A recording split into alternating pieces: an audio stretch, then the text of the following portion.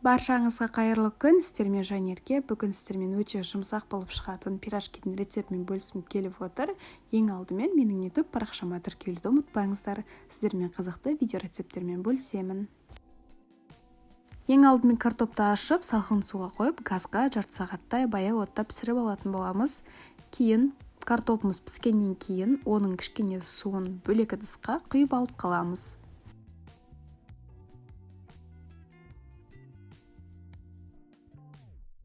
Аз мөлшердегі майға пиязды майдалап турап, жақсылап қызарғанша қуырып аламыз.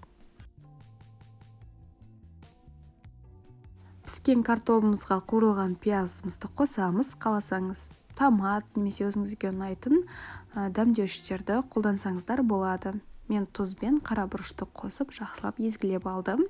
Егер де пюреңіз қатты қоюланып кетсе, картоптың суынан кішкене қоссаңыздар болады.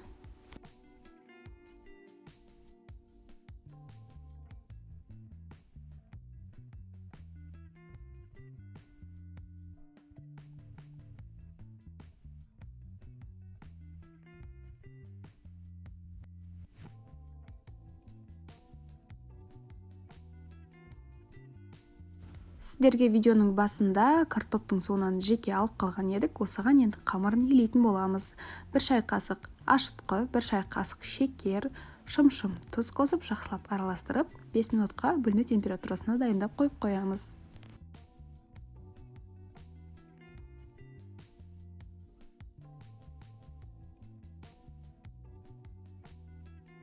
Бес минуттай уақыт өтті. Енді ұнның жартысын саламыз және 2 ас қасық күнбағыс майын қосып, жақсылап араластырып аламыз.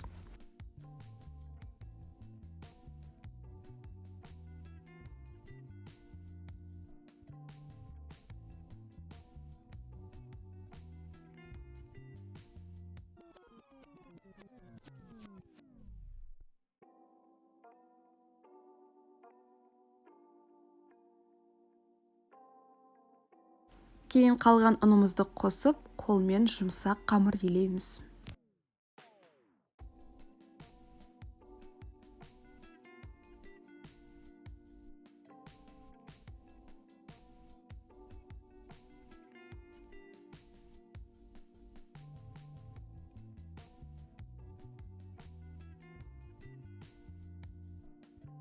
Қамырымызды илеп болдық. Енді бөлме температурасынан 1 немесе 2 сағатқа демалдырып қоямыз. Міне біздің қамырымыз көтерілді. Енді кішкене ұн себелеп, майда бөліктерге бөліп аламыз.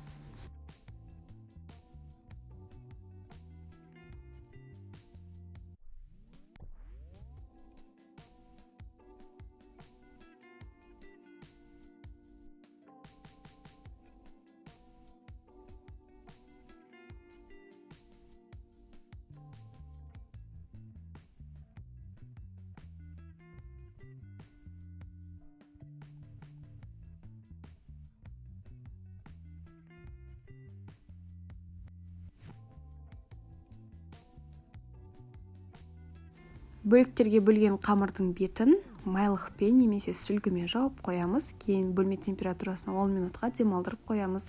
Сәл көтерілгеннен кейін жаятын боламыз.